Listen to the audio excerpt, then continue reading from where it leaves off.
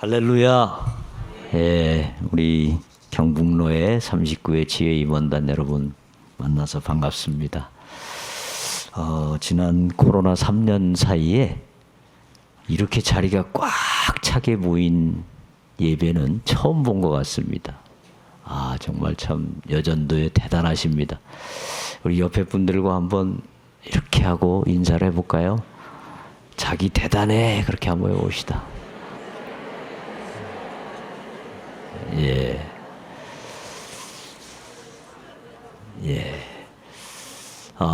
오늘 제목이 선교 한국을 위한 기독 여성의 사명인데요. 우리 기독교는 국가를 굉장히 소중하게 생각하죠. 우리 기독교는 애국 종교입니다. 이 나라가 어려워지면 모든 사람들이 큰 어려움을 당하게 되죠. 1975년에 베트남이 공산화됐지 않습니까? 공산화가 됐을 때 200만 명이 강제 수용소로 끌려갔고요. 그 다음에 20만 명이 처형을 당했습니다. 그 처형당한 사람 중에 상당수가 기독교 지도자들이었습니다. 그 사람들이 뭘 주장했냐면 미국과 손 끊고 빨리 우리는 그 북쪽 월맹과 한 민족이니까 같이 하나가 돼야 된다, 이렇게 강조했던 분들이었는데 막상 하나가 되다 보니까 많은 기독교 지도자들이 끌려가서 처형을 당했고요. 그리고 정확치는 않지만 약 10만 명에서 50만 명 정도가 아무 대책도 없이 무조건 배를 타고 탈출을 했습니다. 소위 말하는 보트 피플이죠. 이 사람들이 나가서 대부분 고기밥이 돼서 죽었습니다. 그 다음에 작년에 또 아프가니스탄에서 미군이 철수하면서 12만 3천여 명이 해외로 다 도망을 갔습니다. 갈 때 안 되니까 비행기에 매달려 가지고 가다가 떨어져 죽은 사람도 있고, 얼마나 그 탈레반이 무서우면 사람들이 이렇게 도망을 갔겠습니까? 우리나라는 6.25 전쟁 때 한국군 62만 명, 국제연합군 16만 명, 민간인 100만 명이 죽었고요. 10만 명 넘는 고아가 생겼고요. 국토의 80%가 파괴가 됐습니다. 우리나라 세계에서 제일 가난한 나라였죠. 70여 년 전에. 2019년에 베네수엘라가 또 정치적으로 어려움을 당하면서 얼마나 어려웠는지, 여성들이 아이에게 우유 사줄 돈이 없어가지고 선생님, 의사 이런 거 하시는 분들이 옆 나라에 가서 몸을 팔아서 그 돈으로 아이 우유 값을 마련하는 그런 어려움이 있었습니다. 요즘 우크라이나하고 러시아 전쟁 때문에 얼마나 많은 분들이 정말 큰 고통을 당합니까? 그래서 이 나라는 우리가 반드시 지켜야 되고, 이 나라가 정말 하나님 기뻐하시는 나라로 만들어야 될 책임이 우리 모두에게, 특별히 우리 기독교인들에게 있습니다. 우리 대한민국은 지금으로부터 70년 전에 세계에서 제일 가난한 나라였고, 그 전에도 정말 어려운 나라였죠. 늘 보릿고개를 넘어야 했고, 먹을 것이 제대로 없어서 다들 굶주림에 시달렸었고요. 기록에 보면 임진왜란 당시에 서울 한양의 인구가 12만 명쯤 됐다고 합니다. 근데 그 중에 절반이 노비였습니다. 노비. 그러니까 6만 명 정도는 노비였는데, 그 노비는 값이 조금씩 노동력에 따라 차이가 있습니다만은 그 당시에 조랑말보다도 값이 낮았다고 합니다. 조랑말 가격보다 사람 가격이 더 낮은 그런 시대가 바로 조선시대였습니다. 또 여성들에 대한 이 착취, 억압이 얼마나 심했습니까? 제주 지역의 목사님들 말씀 들어보면 여성들은 보통 남성들과 같이 밥을 먹지 않고 먼저 상을 차려서 남성을 먼저 먹이고 그 다음에 남은 게 있으면 가지고 와서 부엌에 앉아가지고 쥐들하고 앉아서 그냥 먹는 둥 마는 둥 그렇게 했다고 합니다. 그런데 이제 그러다가 방으로 들어오고 나중에는 상 위에서 같이 먹고, 그래서 제주 지역에서는 여성 상위 시대가 뭐냐? 여성이 상 위에서 밥을 먹는 게 여성 상위 시대다. 이렇게 이야기할 정도라고 합니다. 근데 뭐 경상도도 아마 그렇게 많이 차이 없었을 거예요. 몇십 년 전에는 아마 여기 연세 많으신 분들은 그런 경험들이 있었을지 모르겠습니다. 서서평 선교사님이란 분이 선교 보고를 한 내용에 보면 이런 이야기가 있습니다. 이번 여행에서 500명 넘는 조선 여성을 만났지만 이름을 가진 사람은 10명도 안 되었다. 조선 여성들은 돼지 할머니, 개똥 엄마, 큰년, 작은년 등으로 불린다. 남편에게 노예처럼 복종하고 집안일을 도맡아 하면서도 아들을 못 낳는다고 소박 맞고 이들에게 이름을 지어주고 한글을 깨우쳐주는 것이 가장 큰 기쁨 중에 하나였다. 이렇게 기록하고 있습니다. 하여튼간 세계에서 제일 찌들어지게 가난하고 그 가진 자들의 못 가진 자에 대한 착취가 심하고 여성에 대한 착취가 심하고 가난은 너무 심하고 그런 나라였습니다. 근데 벌써 이제 70여 년 이상 흐르면서 우리나라가 얼마 전에 미국 시사 전문지 US 뉴스에 실린 그 내용을 보면요.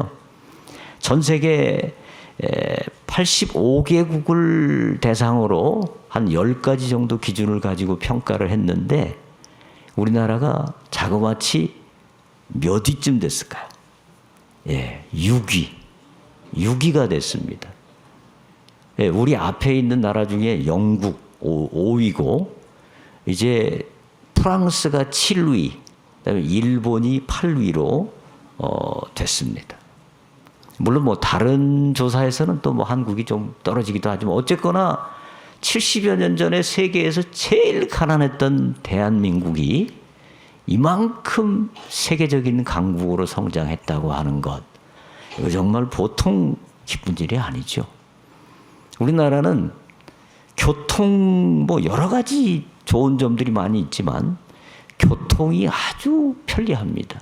세계 어디 나라를 가도 대중교통으로 이렇게 편하게 다닐 수 있는 나라가 흔치 않습니다. 지하철과 버스를 환승해가지고 하나로 탈 수 있는 이런 시스템 흔치 않습니다. 그다음에 병원이 너무 잘 돼 있죠. 외국에 살던 분들도 병들면 한국에 와서 치료를 받으실 정도로 그만큼 한국의 의료가 발달돼 있고요. 그다음에 화장실 문화가 그렇게 발달돼 있죠. 아마 유럽 여행 다녀보신 분들은 느끼셨을 겁니다. 아, 유럽은 왜 이렇게 화장실 찾기가 어려워요? 백화점 같은 큰 건물에 가도 화장실이 없는 백화점이 꽤 있습니다.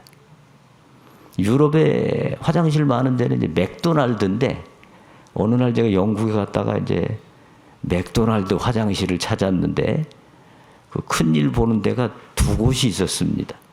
한 곳은 문짝이 고장 나가지고 반쯤 열어져 있어서 못 들어갔고 다른 한쪽을 들어갔는데 아이고 조금 앉아 있으니까 왜 이렇게 사람들이 바깥에서 노크를 하는지 아주 그냥 화장실 보통 힘든 게 아니고요. 꼭 동전을 들고 다니면서 또 돈을 줘야 되잖아요. 어떤 분이 농담으로 그러더라고요. 그동안에 벌었던 돈 여기 와가지고 화장실 돈 낸다고 다 썼다. 라고 할 정도로 그렇게 화장실이 심각합니다.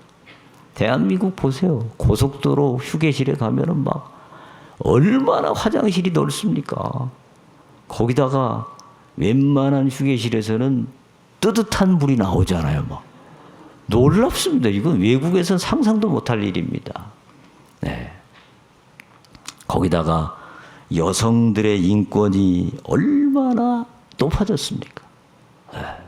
여성들의 인권이 높아져서 옛날에는 상 밑에서 밥 드시고 부엌에서 밥 드시던 여성들이 지금은 이제 뭐 남자가 밥 얻어 먹으려면 힘들어요. 그래서 하루 3번 먹으면 뭐 삼식이 새끼고 거기다가 간식까지 먹으려면 뭐예요? 갓나이 새끼고 뭐. 거기다가 요즘은 옛날에는 여성이 맞는다고 그랬잖아요. 요새는 남성들이 맞는 시대가 됐대요. 가지고 남성들이 왜 맞느냐? 60대 때는 부인이 어디 나가는데 밥 안 해주고 어디 가냐고 물어봤다가 얻어 터지고 70대 때는 뭐 그냥 어디 가냐고 물어봤다가 그냥 터지고 80대 때는 겁나가지고 아무 얘기도 안 했는데도 맞았대요. 왜 그러냐고 그랬더니 아침에 눈 떴다고. 왜 눈 뜨냐고. 빨리 죽지. 뭐 농담입니다마는 이만큼 우리 대한민국의 위상이 많이 높아졌습니다. 정말 좋은 나라입니다. 물론 뭐 문제도 있죠. 문제 없는 나라는 이 세상에 없으니까요.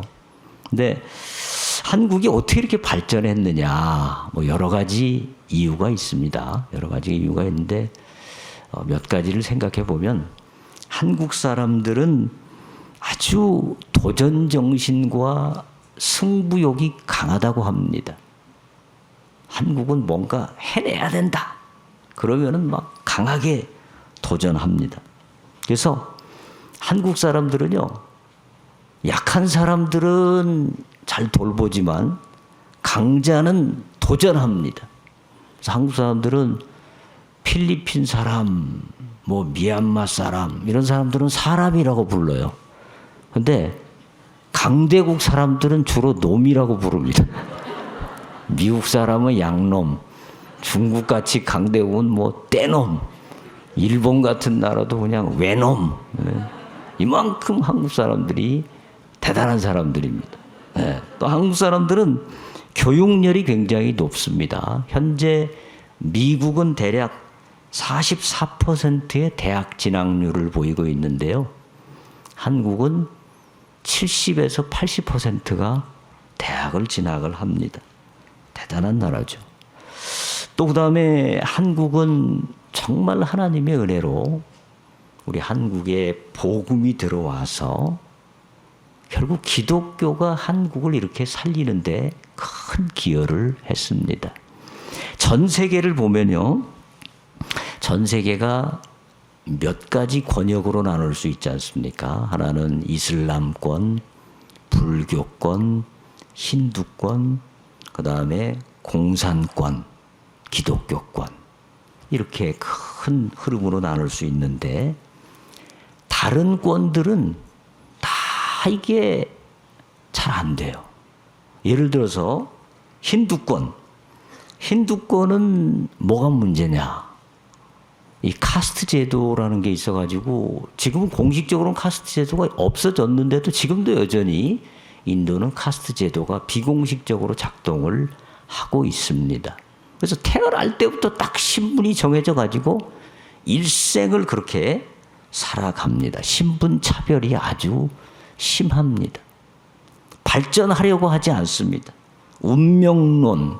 나는 그렇게 태어났어. 뭐 발전할 것도 없이 이게 내 운명이야. 이런 운명론이 굉장히 강하고요. 과거에 인도에는 사티 제도라는 게 있었습니다. 사티 제도가 뭐냐면 남편이 먼저 죽으면 남편의 시신을 화장하는데 한참 시신이 타고 있는데 부인이 그 시신 위로 뛰어내려서 같이 타 죽는 겁니다. 무섭죠? 그럼 그 자녀들은 어떻게 될 것이고 하여튼 이런 희한한 아주 악한 악습이 있었습니다. 여러분은 인도에 안 태어나신 게 감사하죠? 네. 인도가 발전이 안 되는 겁니다. 네. 그 다음에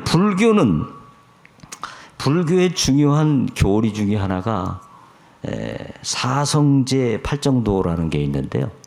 사성제가 뭐냐면 고집멸도라는 거죠. 고는 인생은 고해와 같다. 고통스럽다. 집은 왜 고통스럽냐? 집착하기 때문에 고통스럽다. 멸은 그러니까 모든 욕심을 다 없애야 된다. 모든 욕심을 없앨 때 참으로 행복해진다.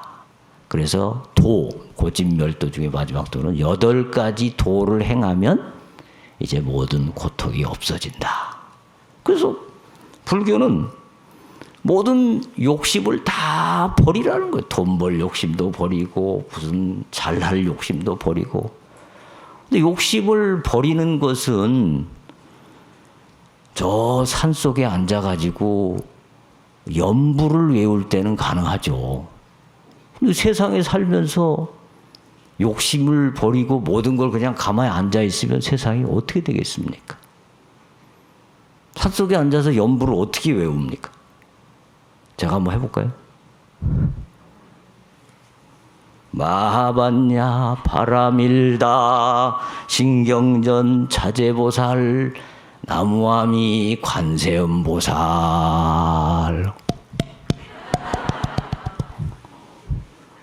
비슷한 것 같아요. 저 연습 많이 했습니다. 네? 그러니까 이 불교는 뭘 발전하려고 하지를 않습니다. 모든 게 이미 전생의 업보다. 내가 발전하려고 노력한다고 될 일이 아니고 전생에 이미 내가 잘못한 것 때문에 이렇게 된 것이다. 그렇게 가르칩니다. 그래서 태국 같은 데서는요, 교통사고 사망 보상이 엄청 작답니다. 왜 그러냐 그랬더니 어차피 그 사람 죽을 사람이고 죽은 뒤에 또 다시 태어날 것이고 그러니까 뭐 크게 보상할 것도 없다는 거죠. 그러니까 발전이 안 되는 겁니다. 또 공산권 어떻습니까?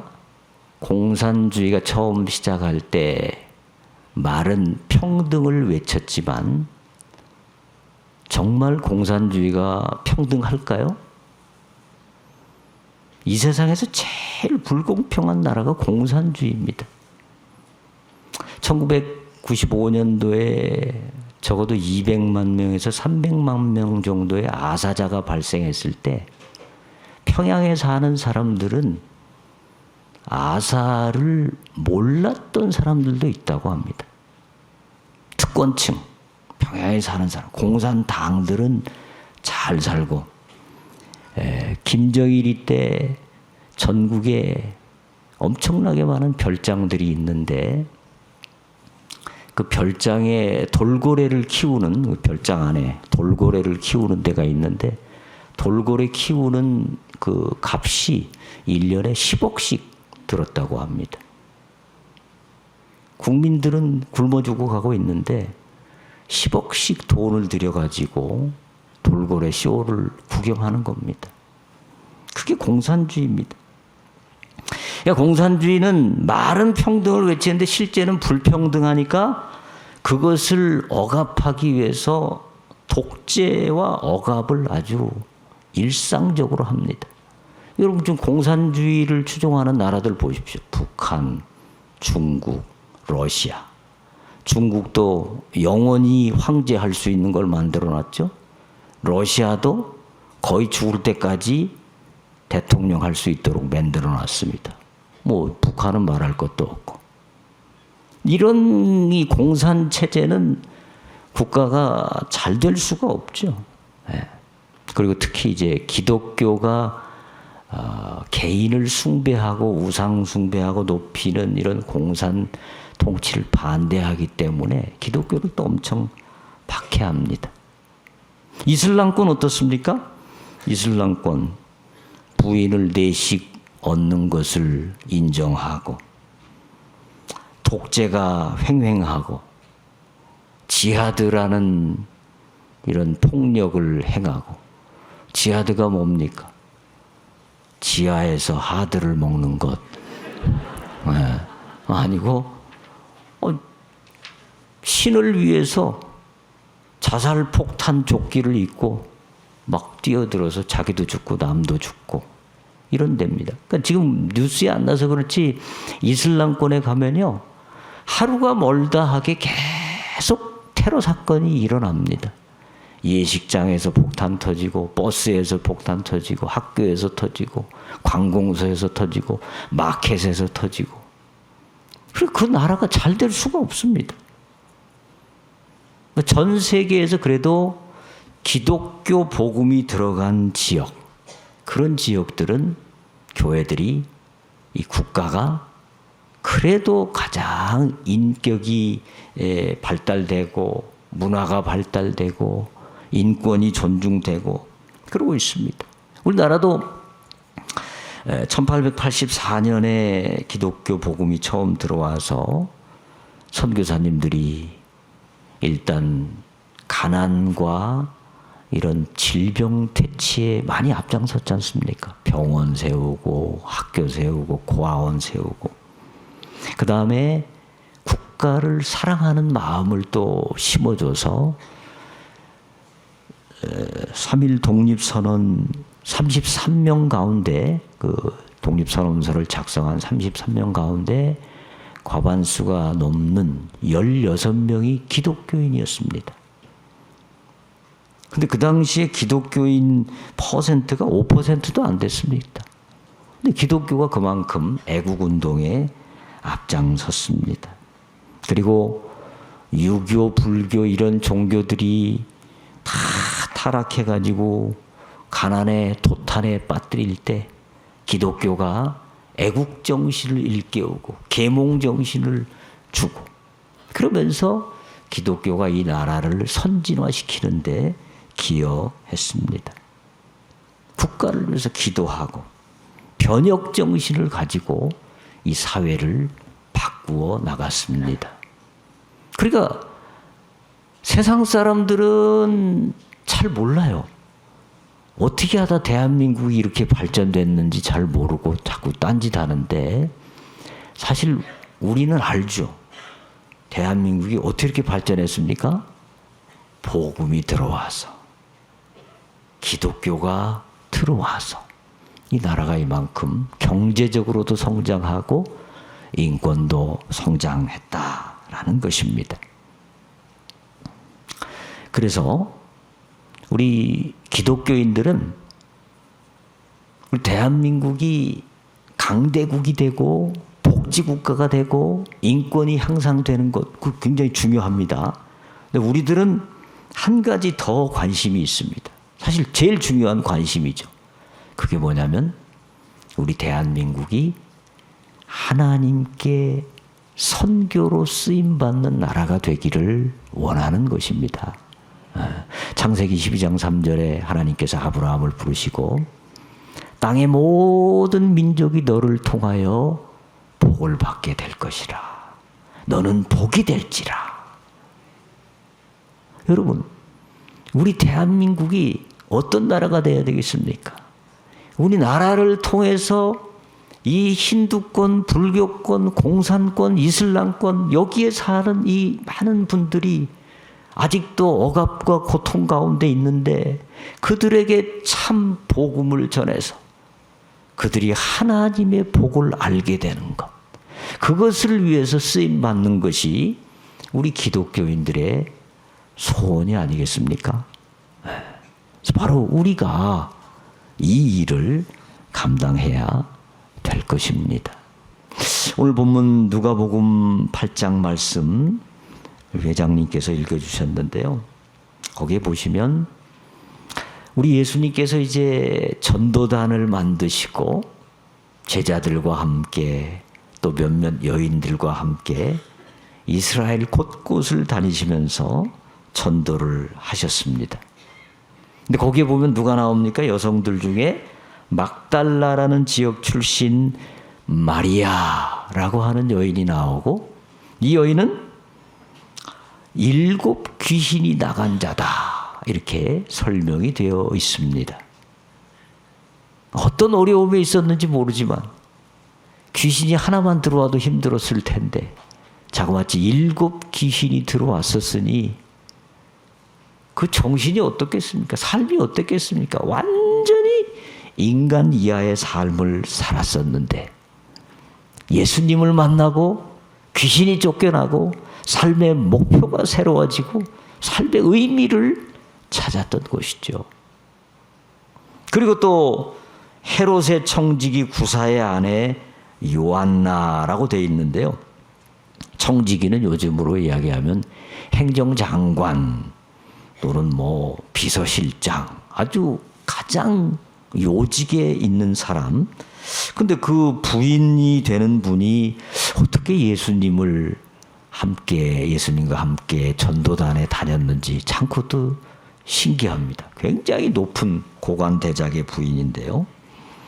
자, 이런 분들이 신분 고하를 떠나서 예수님과 함께 마음을 모아가지고 이스라엘 온 동네를 다니며 열심히 전도를 했습니다.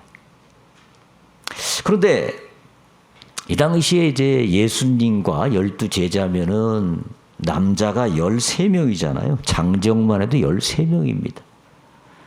13명이 이 전도를 맘 놓고 다닐 수 있도록 만들어준 중요한 역할을 바로 이 여성들이 한 겁니다. 아침마다 밥 걱정 안 해도 되고, 그 다음에 어디 가서 잘 곳도 어느 정도 마련해 주고, 이 밥 문제가 보통이 아니잖아요.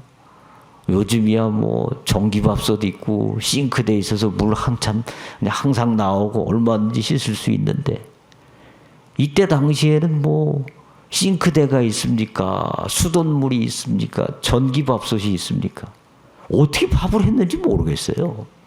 하여튼간 솥단지 걸머지고 다니고, 그 다음에 장작 지고 다니고, 그러면서 이 13명 밥을 다 해서 3년 동안 이 여성들이 섬김으로 말미암아 예수님의 사역이 가능했던 것이죠. 죄송합니다마는 저는 집에 손님 한 분만 초대할래도 제가 집사람 눈치를 엄청 봅니다. 저희 집에 싱크대도 있고 전기밥솥도 있고 수돗물도 있고 다 있는데도 손님 한 번 초대하려면 엄청 힘들어요. 그렇잖아요. 옛날에 13명을 아침, 점심, 저녁 다 해주고 빨래 해주고. 예수님의 사역이 이 여성들의 헌신이 없었으면 과연 가능했겠는가? 물론 가능했겠죠. 예수님이 오병이어의 기적을 아침마다 하시면 되니까. 그렇지만 예수님은 아주 특별한 경우에만 그렇게 하시고, 일반적으로는 이 여성들의 귀한 헌신을 통해서 그의 사역을 이루어 주셨습니다. 예수님은 이 여성들을 철저하게 동역자로 삼으시고 그들과 함께 이 일을 감당하셨던 것입니다. 오늘도 마찬가지입니다. 오늘도 선교 한국은 그냥 되는 것이 아니라 바로 우리들이, 이 여성들은 누가복음 8장 3절 마지막 부분에 보면 뭐라고 되어 있습니까? 자기들의 소유로 그들을 섬기더라. 일해주는 것만 해도 힘든데 또 뭐까지 했습니까? 그 물질까지 다 자기들의 소유로 한 겁니다. 누가 준 게 아닙니다. 예수님이 주신 게 아닙니다. 이런 헌신이 있었기 때문에 예수님의 전도 사역이 가능했던 것입니다. 여러분, 이 세상에요, 귀한 일은 다 힘듭니다. 귀한 일이 쉽게 되는 일은 거의 없습니다. 그렇죠? 자녀 키우는 거 얼마나 어렵습니까? 자녀 키우다 보면 어떤 때는 정말 이런 말해서 죄송하지만 그냥 때려 죽이고 싶은 마음도 들 때가 있어요. 저게 왜 저러나? 에? 그러면서 키우는 겁니다. 얼마나 힘들고 속상한 일이 많습니까? 귀하기 때문에 그렇습니다. 귀하기 때문에. 근데 이 세상에 별로 안 좋은 거는 되게 쉬워요. 애들 게임하는 거. 그건 학원 안 보내도 왜 이렇게 잘해요? 그렇죠? 드라마 보는 거, 무슨 마약하는 거 이런 거는 뭐 안 시켜도 너무너무 잘해요. 그래서 귀한 것은 대부분 어렵고 힘들다. 그렇기 때문에 귀한 겁니다. 그래서 우리는 이 선교 한국을 위해서 지금까지도 놀라운 헌신을 해왔는데 이 헌신이야말로 우리나라를 정말 하나님이 기뻐하시는 나라로 바꾸는 중요한 일이다. 이걸 우리가 기억해야 되겠습니다.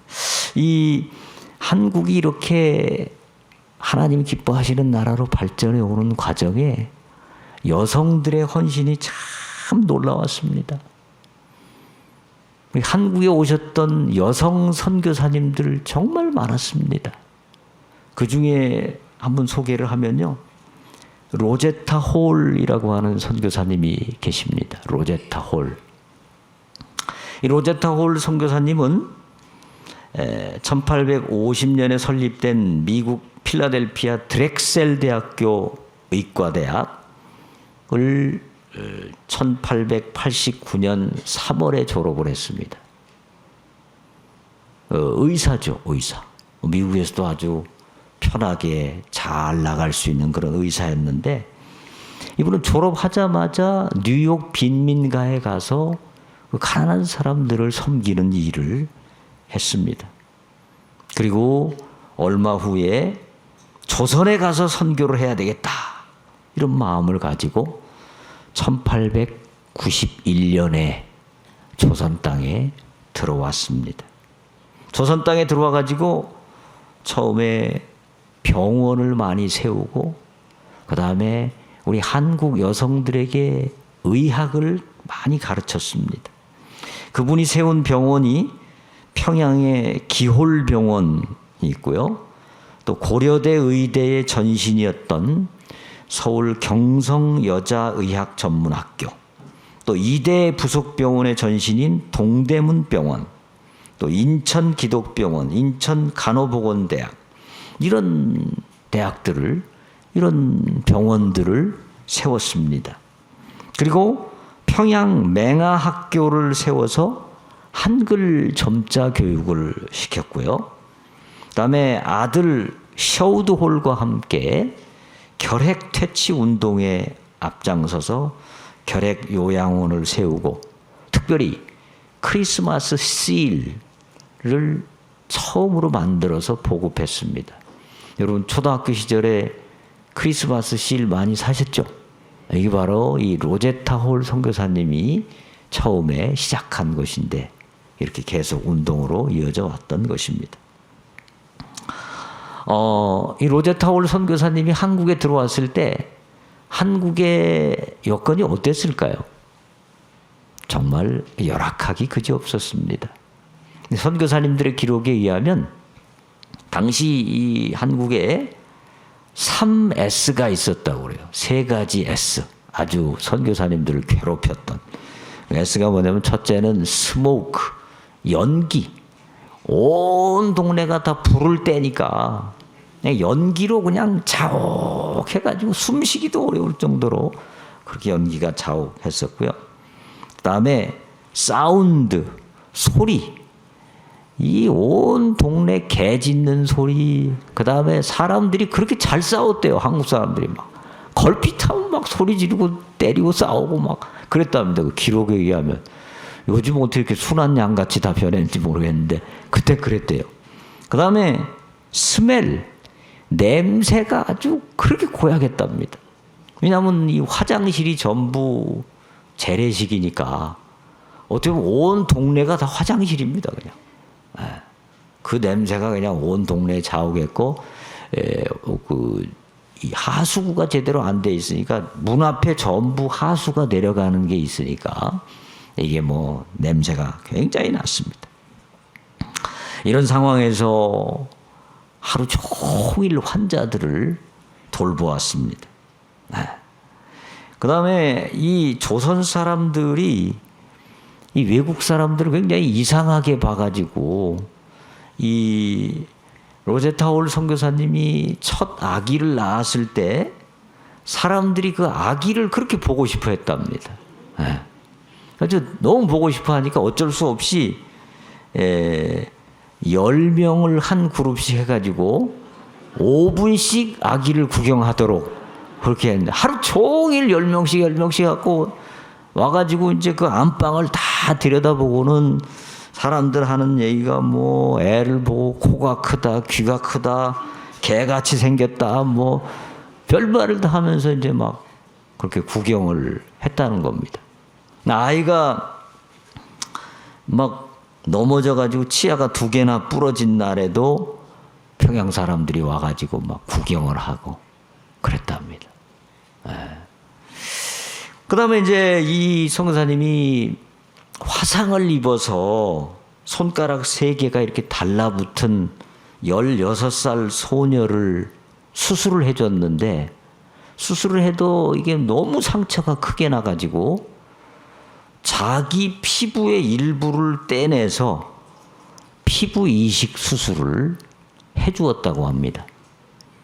조선 사람들이 이 얘기를 듣고 너무 감동을 받아서 세상에 자기 피부를 떼다가 이 소녀를 위해서 이렇게 치료해 준 선교사님이 계시냐. 이런 것 때문에 감동을 받아서 복음 전파가 많이 되었습니다. 그런데 남편도 의사였습니다. 남편도 의사였는데 청일 전쟁 중에 남편이 이제 환자들을 돌보다가 그 남편 자친이 발진 티푸스에 걸려가지고 고열에 시달리다가 결국 1894년 11월 27일에 결혼한 지 3년 만에 34살의 나이로 먼저 천국에 갔습니다. 너무 큰 충격이었겠죠.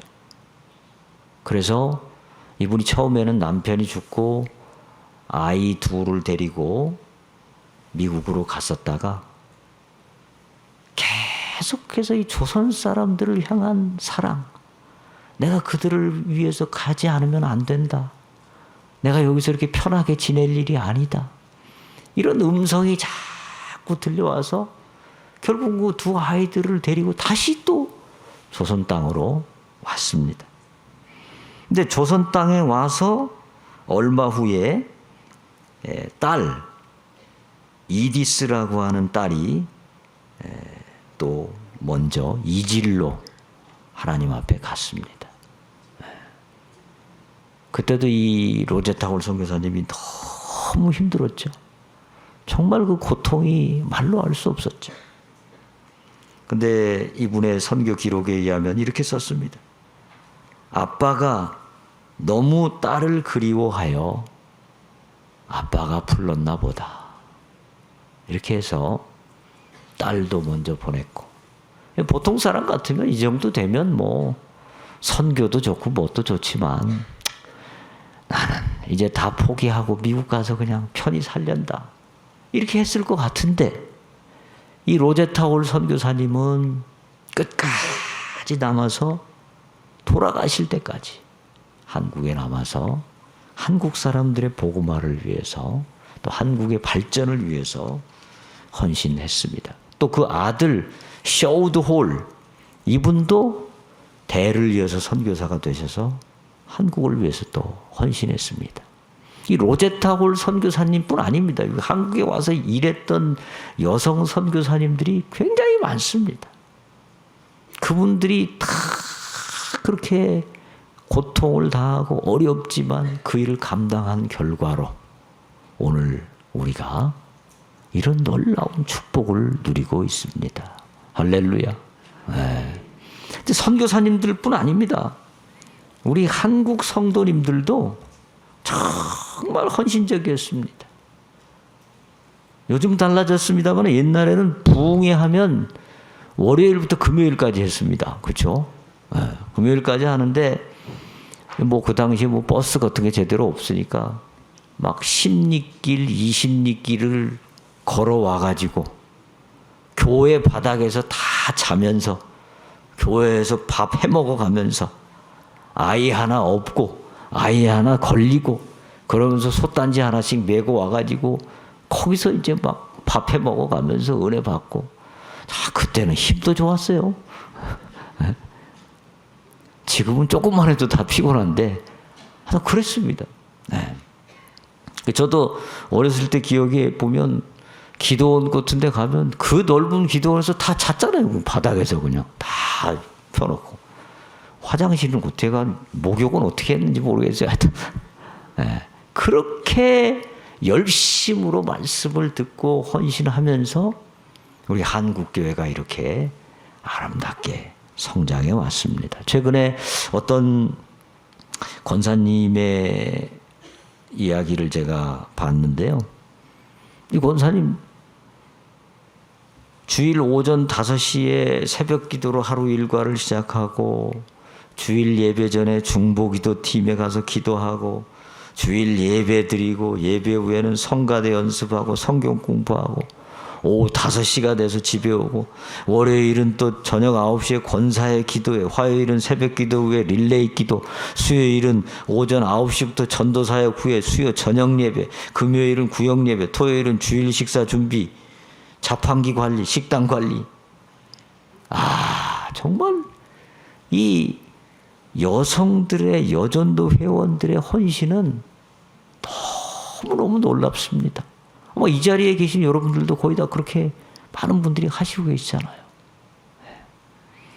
남자분들도 물론 애썼지만 남자분들 못지않게 그보다 훨씬 더 많이 우리 여성분들이 보이지 않는 곳에서 많은 수고와 애를 쓴 결과 우리 한국교회가 오늘 여기까지 오고 우리 한국교회가 이제 선교 한국을 향해서 나아가고 있습니다.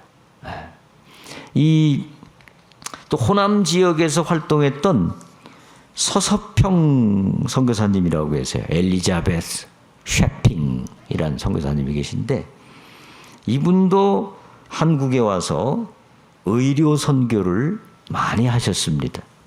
이분이 하셨던 사역을 보면 간호 교과서를 굉장히 많이 지었습니다. 실용 간호학, 간호요관, 그다음에 간호위생법, 그다음에 간호사업사 이런 책들을 번역하거나 많이 지었고요. 그다음에 한국 여성들이 너무 어려우니까 가난을 타파하고 자립할 수 있도록 제주에서 고사리를 채취하고 그다음에 명주, 모시, 마포, 무명배 이런 거에다가 여학생들로 하여금 자수를 놓게 해가지고 수혜품을 만들어서 미국에 있는 벤스 부인이라는 분에게 보내서 그분이 이것을 이제 미국 사람들에게 다 팔아가지고 그 돈을 다시 받아서 그걸로 자립기금을 만들었고요. 이분이 이제 한일 장신대를 세웠습니다. 그리고 이분이 특별히 또 나환자 교육을 나환자 치료를 많이 했고 1933년에 50여 명의 나환자와 함께 그 전라도에서 서울까지 데모 행진을 했다고 합니다. 그 당시에.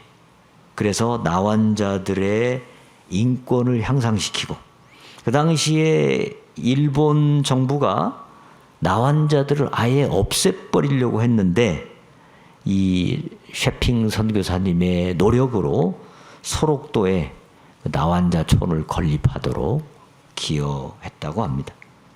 또 그리고 윤리교육과 독립운동을 많이 했는데 축첩 금지, 그러니까 이때 당시에 뭐 한국에 조금 살만한 남자들은 전부 첩을 많이 얻었었죠. 네, 그리고 공창 폐지 운동을 했고 또 한글 교육을 많이 시켰고 이렇게 했습니다. 근데 이분은 이 한국을 굉장히 사랑해서 한국 사랑을 많이 실천했는데 항상 옷을 옥양목 저고리와 검정 통치마를 입고 검정 고무신을 신었고 음식은 늘 된장국을 먹어서 푸른 눈의 어머니 이렇게 불렸고요. 평생 동안 고아 14명을 입양했고 과부 38명과 함께 살았습니다. 큰 공동체를 이루어서 살았고요. 나중에 고아 한센인 노숙인들의 어머니가 되었고요. 이분이 돌아가셨을 때 수백 명의 한센인과 학생들이 참여를 했고 동아일보에서는 자선과 교육 사업에 일생을 바친 빈민의 어머니 서서평 선교사 서거 이런 대서특필의 기사가 나올 정도로 정말 한국인들을 위해서 헌신했습니다. 자, 그래서 이 여성들이 이 한국을 발전시키고 복음화를 위해서 기여한 바가 정말 커요. 여성들은 창조의 순서로 볼 때도 남성보다 뒤에 창조됐잖아요. 근데 보통 전자제품도 먼저 나온 게 좋아요? 나중에 나온 게 좋아요? 나중에 나올수록 다기능이죠. 먼저 나온 거는 조금 기능이 약하고 하나님께서 여성들을 남성보다 훨씬 더 다기능으로 아주 고품격으로 잘 만드신 것 같아요. 어떤 남자가요 좀 억울했대요.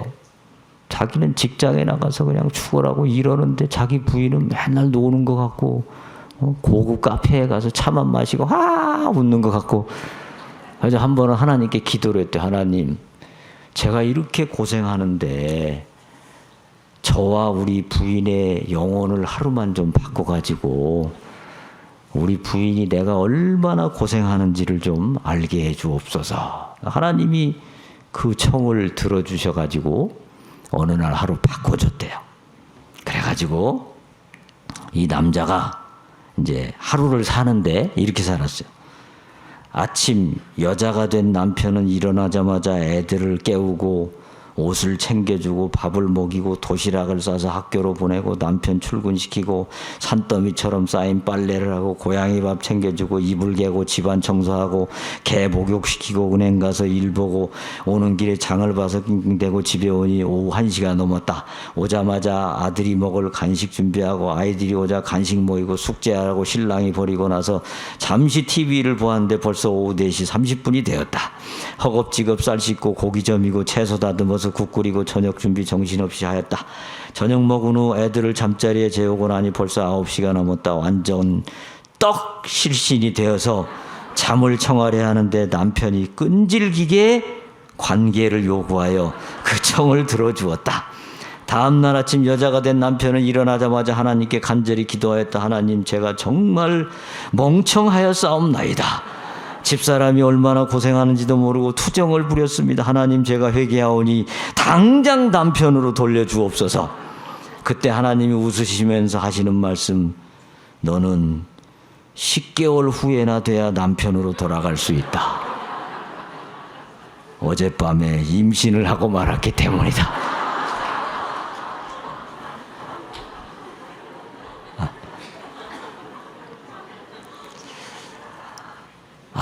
여성들은 정말 대단해요. 네. 여성들이 왜 이렇게 강하냐?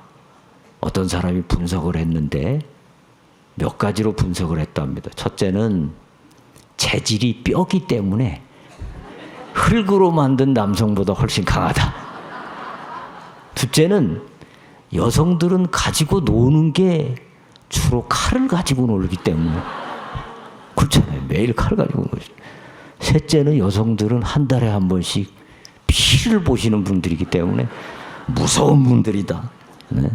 여러분 보세요. 예수님 십자가에 달리실 때 남자들은 무서워가지고 다 도망가고 그 다음에 베드로란 사람은 뭐 앉아갖고 예수님 몰라요 그러고 부인이나 하고, 참 남자가 현찮죠. 여성들은 끝까지 십자가에까지 가잖아요. 그리고 부활하실 때도 남성들은 잡혀 죽을까 봐 겁나서 가지도 않는데 여성들이 용감하게 새벽에 막 가서 그 장례 저기를 부으려고 하잖아요. 여성들이 남성보다 어떤 면에서 훨씬 더 강합니다. 근데 여성들에게 하나님께서 주신 특별한 강점이 있다고 봅니다. 그건 뭐냐면 교육입니다. 교육에 대한 그 열정과 은사가 남성보다 훨씬 강합니다. 성경에도 보면 모세에게는 어머니 요게벳, 사무엘의 한나, 세례요한의 엘리사벳, 디모데에게 외조모 로이스와 어머니 유니게. 성경의 위대한 인물들 다 어머니의 신앙 교육을 통해서 나오잖아요. 그 다음에 역사적으로 보면 성 어거스틴의 모니카, 요한 웨슬레의 수산나. 수산나는 자그마치 자녀를 17명을 낳습니다. 17명. 와, 대단해요. 혼자 17명을. 그리고 그 사이에 이런 위대한 자녀를 또 키워냈습니다. 이 지금 세계에서 가장 복지 선진 국가가 유럽, 북유럽이지 않습니까? 북유럽, 스웨덴, 노르웨이, 핀란드 뭐 그쪽. 이 북유럽이 원래는 이 바이킹이라고 하는 완전 해적질하는 흉악한 사람들이었습니다. 이 사람들이 프랑스와 이탈리아, 영국 이런 데 와가지고 거기에 있는 기독교 여성들을 다 막 노예로 잡아갔습니다. 잡아다가 가정부로 쓰기도 하고 어떤 경우에는 부인을 삼기도 하고, 이 여성들이 하루아침에 그 추운 북유럽에 잡혀가가지고 살면서 하나님을 붙들고 기독교 신앙을 간직하고, 결혼한 사람들은 자녀를 낳아가지고 그 자녀를 신앙 교육을 시키고, 결혼하지 않은 사람도 주변 사람들에게 신앙을 전파하고, 그래서 그 여성들을 통해서 북유럽이 복음화가 된 겁니다. 그리고 그 나라가 지금 세계적인 선진 국가로 발돋움하게 된 것이죠. 그래서 이 역사에 보면 여성들의 역할이 굉장히 중요하고요. 뭐 저도 개인적으로 저희 어머니를 생각해 보면 저희 아버님은 교육에 그렇게 관심이 거의 없으셨습니다. 참 집안이 되게 어려웠었는데, 저희 둘째가 누님인데 그 누님을 저희 아버님이 세상에 초등학교 졸업하고 난 뒤에 미원 그 있잖아요, 조미료, 그거를 몇십 봉을 사가지고 장터에다가 이만한 판 하나 해놓고 너는 여기서 장사를 해라. 큰 사업가가 될 수 있다. 아버님 흉을 봐서 죄송합니다.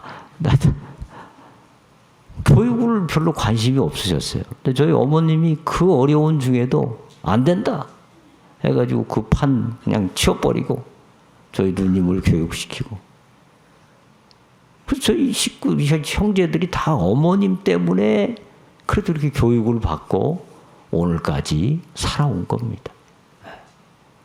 여성들이 이 교육열이 굉장히 높습니다. 이 교육은 개인을 발전시키고요, 또 교육이 이 사회를 선진사회, 복지사회로 만들고요. 특별히 교육을 통해서 우리가 선교 한국을 만들 수가 있습니다. 이 선교 한국이란 게 뭐냐? 결국은 우리 사회의 문화가 기독교적인 문화가 되는 것입니다. 기독교적인 문화가 된다고 하는 것은 기독교를 굉장히 신뢰하고, 기독교를 좋아하고, 기독교를 밀어주는 그런 문화가 되는 것이죠.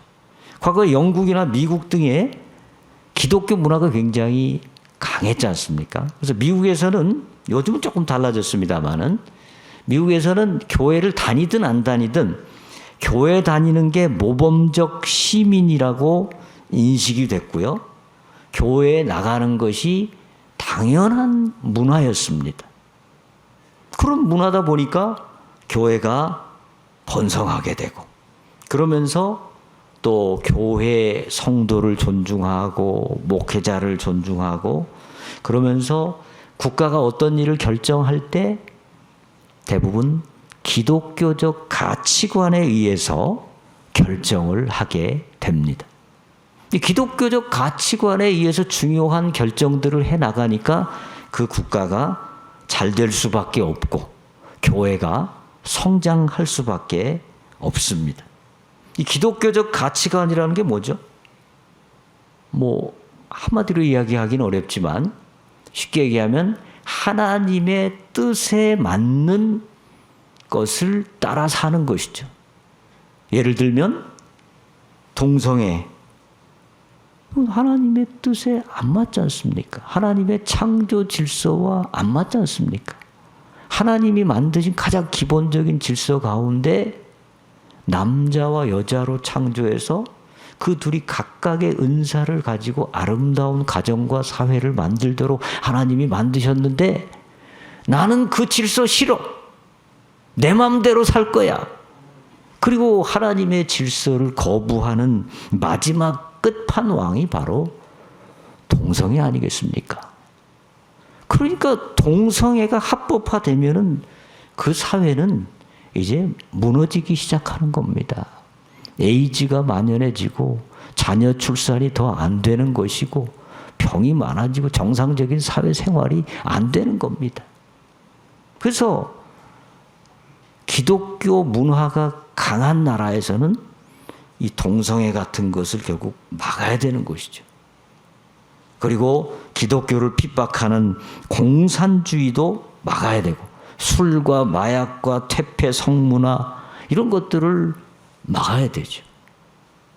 그래서 우리가 이 교육을 통해서 이런 기독교 문화를 우리 사회에 자꾸 확대해 나가는 것, 이것이 바로 선교 한국을 만들어 나가는 길이 되는 것입니다.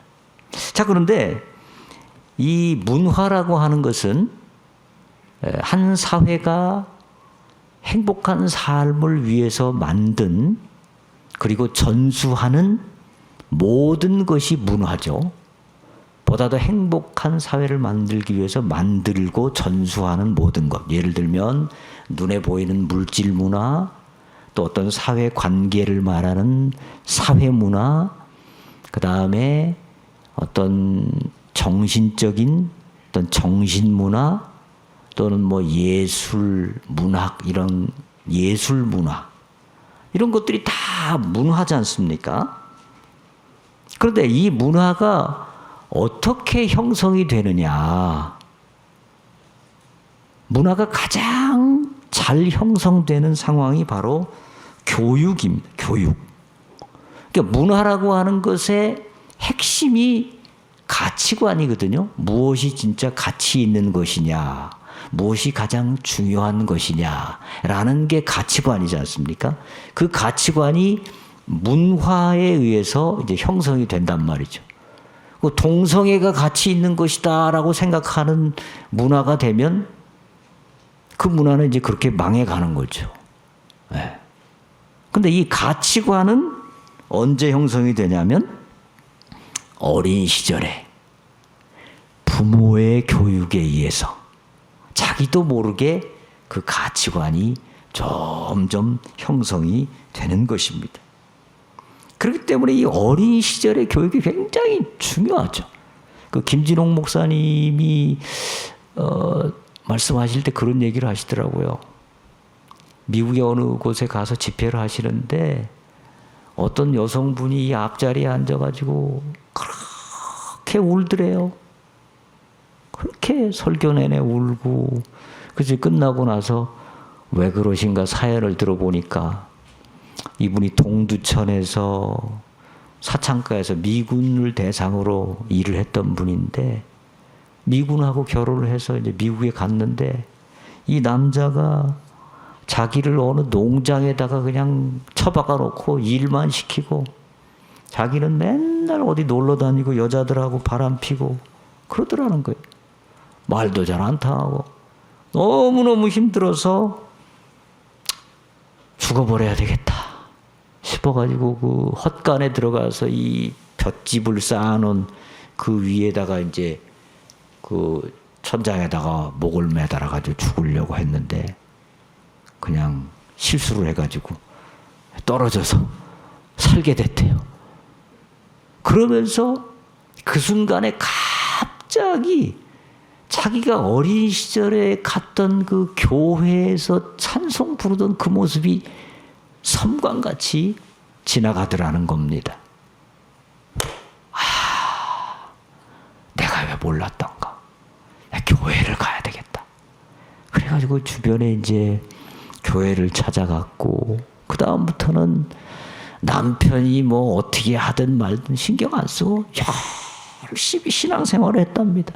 열심히 일을 하고 그러니까 시부모들이 감동을 받아가지고 그 남편에게 자꾸 설득을 하고 호를 내고 이놈아 저 부인 같은 여자 없다. 빨리 너 저 부인하고 잘 살아라. 해가지고 결국 이제 그 남편도 나중에 천부의 의지 없어서 손들고 옵니다. 그러고 와서 이제 잘 살았다는 거예요. 신앙생활 잘했는데 이분이 이제 김진홍 고사님 말씀을 듣고 은혜를 받았는데 여러분 여기서 중요한 게 뭡니까? 어린 시절에 교회를 단 몇 번이라도 나가본 것, 부모님한테 말씀을 들은 것, 이게 참 중요하다는 겁니다. 그래서 오늘 우리가 읽은 본문 신명기 6장 6절로 9절 유명한 쉐마 교육이죠. 쉐마 교육. 이 쉐마 교육에서 뭘 강조합니까? 첫째는 모든 기회를 활용해서 말씀을 전하고 신앙 교육을 하라는 거죠. 앉아 있을 때든지 길을 갈 때든지 누워 있을 때든지 일어날 때든지 모든 기회를 활용해서 틈만 나면 말씀을 전하고 하나님의 살아계심을 말하고 그렇게 하라는 겁니다. 또 다양한 자료와 시청각 기회를 활용하라는 겁니다. 손목에다가 말씀을 매주고 미간에다 말씀을 붙여주고 문설주에다가도 붙여주고 바깥문에다가도 붙여주고 그렇게 해서 자녀들이 언제든지 말씀을 보고 들을 수 있도록 그렇게 해야 된다라는 것입니다. 자, 이쯤 되면 자녀들이 어떻게 할까요? 예? 아이고 막 듣기 싫다. 귀에 딱가리 앉겠다. 이렇게 할 수 있겠죠. 맨날 엄마는 입만 열면 그냥 하나님. 그럴 수도 있습니다. 근데요, 자녀들은 참 희한합니다. 부모가 한 이야기를 안 듣는 것 같은데 듣습니다. 그리고 그 마음에 그게 남습니다. 그리고 어느 날인가 하는 얘기를 들어보면 부모가 했던 얘기를 하는 거예요. 이게 놀라운 가정 신앙 교육입니다. 그래서 하나님께서는 이 말씀을 내 마음에 새기고 늘 우리 자신이 그 말씀을 마음에 새기고 그 다음에 어떻게 해요? 이거를 자녀들의 마음에 새겨지도록 틈날 때마다 교육을 해야 된다라는 것입니다. 이제 물론 그 자녀들이 커서 객지로 나가고 외지로 나가서 직장 생활하고 학교 다니고 이럴 때 이게 좀 문제가 돼요. 부모와 같이 있을 때는 잘 되는데 그래서 이때는 일주일에 한 번씩 반드시 카톡에 왜 이렇게 얼굴 보이는 통화 있잖아요. 화상 통화. 그걸로 해가지고 일주일에 한 번씩 가정 예배를 드리시고 가정 예배를 드리실 때 부모가 일방적으로 설교하시지 마시고 본문을 읽고 자기가 깨달은 바를 나누자. 자녀들이 말을 하게 해야 됩니다. 나는 이 말씀을 통해서 이걸 배웠고 이걸 깨달았고 서로 적용할 수 있도록. 그리고 부모가 마지막에 조금 정리를 해주는 게 좋습니다. 그래서 늘 믿음에서 떠나지 않도록 만들어줘야 되고요. 이렇게 하기 이제 그래서 결국 이 여성들의 가장 중요한 역할이 자녀에게 신앙을 물려주는 것이죠. 자녀가 끝까지 하나님의 사람으로 살아갈 수 있도록 도와주는 것이죠. 자, 이래서 가정에서도 이렇게 해야 되고, 여기 오신 분들은 다 여전도의 임원들이시고 교회에서 아주 중요한 역할을 만드신 분들이니까 여러분들이 교회에도 의견을 자꾸 제시해서 신앙교육이 잘 될 수 있도록 영향을 좀 미치실 필요가 있습니다. 이 교회에서 해야 될 일들이 뭐냐면 정말 어려운 일입니다. 정말 어려운 일인데 우리 한국이 선교 한국으로 가기 위해서 꼭 해야 될 일들이 뭐냐면 일찍 결혼하는 것, 자녀들이. 이걸 자꾸 교회에서 강조해야 됩니다. 요즘 분위기가 하여튼 어떻게든지 안 가려고 하니까 어렸을 때부터 무조건 빨리 가야 된다. 그리고 자녀를 출산해야 된다. 시집, 결혼 안 가고 안 낳기. 이게 아주 너무 대세가 되고 있는 시대여서 이대로 가면 정말 큰일입니다. 그래서 교회에서 처음에 결혼하는 것을 엄청 칭찬해 주어야 되고요. 결혼 부부가 오면 아주 그냥 대대적인 칭찬해 줘야 되고, 그 다음에 자녀가 처음 나서 오면 축하금을 하여튼간 좀 두둑하게 줘야 됩니다. 교회 형편이 되면 장학금도 줘야 되고, 형편이 되면 대학교까지 우리 교회가 책임진다. 이런 발표를 해서 막 자녀를 하여튼 낳는 분위기를 만들어야 됩니다. 그래서 그 교회에서 제일 위대한 분은 누구냐? 자녀 많이 낳는 분. 저도 딸이 둘밖에 없는데 하나님이 허락하시면 지금이라도 공장문을 다시 열어서 봐야 되지 않을까 그런 생각을 하는데 하여튼 너무 좀 늦은 것 같습니다. 자, 그 다음에 교회 학교만 가지고는 안 됩니다. 교회 학교는 아주 중요하지만 교회 학교만 가지고는 이 신앙교육이 한계가 있습니다. 왜냐하면 일주일에 한두 번 와가지고 앉아있다가 졸다가 또 앉아있을 때 카톡만 보고 있고 이러고 한계가 있어요.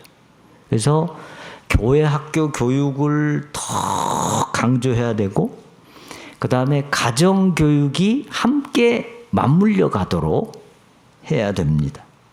그래서 가정에서 어떻게 신앙교육을 했는지 그런 간증도 자꾸 하도록 해야 되고, 사례 발표도 해야 되고, 세미나도 해야 되고, 그래서 교회 학교와 가정교육이 어떻게 하면 성공적으로 다음 세대를 키울 것인가, 여기에 모든 정열을 기울일 수 있도록 교회에서 담임 목사님을 중심으로 이제 플랜을 자꾸 세워가야 됩니다.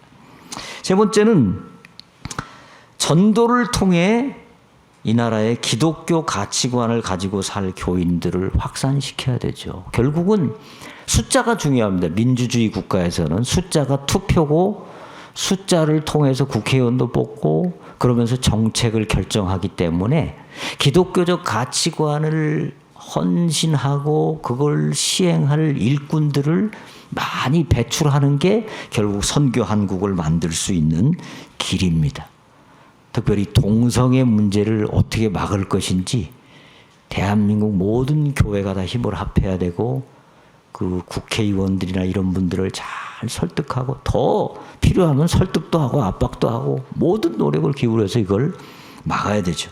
그 다음에 장기적으로는 이 사회에 기독교 인재를 육성해야 됩니다. 이 우리 사회의 문화를 결정짓는 주요 요인들이 있는데, 첫째는 교육계.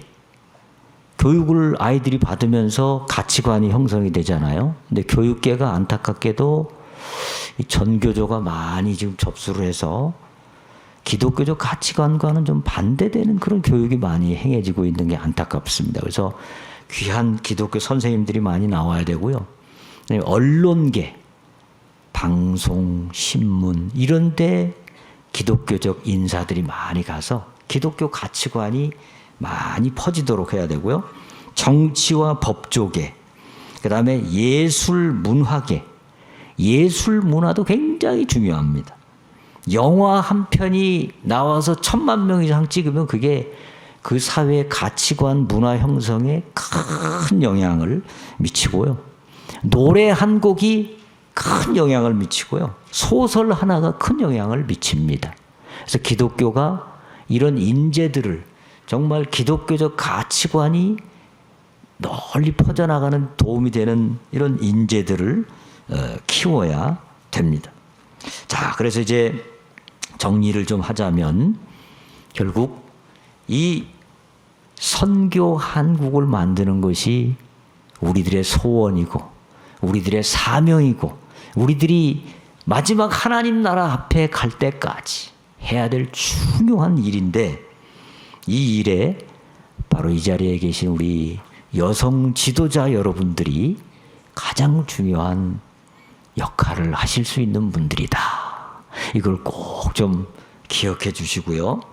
다음에 이 시작은 바로 여러분들 속에 복음에 대한 분명한 확신과 이 복음이 우리 기독교가 우리 대한민국을 살릴 수 있는 유일한 길이라는 확신이 있어야 됩니다. 이번 코로나 한 3년 거치면서 참 안타깝게도 기독교가 많은 비난을 받았습니다. 그러면서 기독교에 대한 이미지가 조금 부정적으로 변한 것, 참 안타까운 일이고요. 심지어 기독교인들조차 그 안에서도 이런 확신이, 기독교에 대한 확신이 좀 약화된 경우가 있는데 이걸 다시 회복해야 됩니다. 여러분, 자녀들에게 빌딩 하나씩 물려주고 싶으시죠? 혹시 물려주기 싫은 분 계세요? 네, 다 빌딩 하나씩 물려주고 싶으신데 왜 못 물려주실까요? 네, 없으니까 못 물려주시는 거죠. 있으면 물려주시는데. 근데 빌딩보다 더 귀한 게 바로 신앙 아니겠습니까? 그들의 평생을 책임지실 하나님, 그 하나님을 모시고 살고 영원히 복받는 삶을 알려주는 이 신앙, 이걸 물려줘야 되죠. 그러려면 빌딩 물려주기 위해서 엄청 노력하듯이 그거보다 더 귀한 신앙을 물려주기 위해서 우리는 모든 것을 희생할 수 있어야 되겠습니다. 그래서 이 누가복음 8장에 나타난 예수님의 동역자 여인들, 그 신명기 6장의 쉐마를 실천했던 그 이스라엘 부모들, 그런 분들의 믿음을 우리가 본받아서 우리도 자녀들의 신앙을 또 복음 전도를 위해서 헌신해야 하지 않겠습니까? 힘들 겁니다. 그렇죠? 주변에 비판도 많을 거예요. 자녀들도 아따 엄마 그만 좀 해라. 엄마는 맨날 뭐 교회 가서 살고 뭐 떡이 나오나 밥이 나오나 그런 얘기 할 수도 있어요. 네. 그런 얘기 한다고 해서 낙심치 마시고 결국 하나님께서 여호수아에게 모세의 뒤를 위해서 중책을 맡기시면서 우로나 좌로나 치우치지 말고 이 율법책을 내 입에서 떠나지 않게 하고 주야로 묵상하라 이렇게 말씀하셨는데 우쪽에서도 온갖 얘기 들릴 거예요. 뭐 그래 되겠냐, 뭐 기독교 틀렸다, 뭐 문제가 많다. 왼쪽에서도 또 사탄이 온갖 속삭임을 할 겁니다. 그런 이야기들에 치우치지 마시고 끝까지 매진하셔서 우리 주님의 귀한 칭찬 듣는 여러분 모두가 되시기를 주의 이름으로 축원합니다. 기도하겠습니다. 하나님 아버지, 우리 경북로에 39회 지회 임원단 수련회를 허락하시고 선교 한국을 만들기 위한 그런 노력에, 그런 헌신에 또 함께 할 수 있게 하시니 감사합니다. 우리에게 힘 주시고 능력 주셔서 이 사명 잘 감당케 하옵소서. 예수님 이름으로 기도합나이다. 아멘.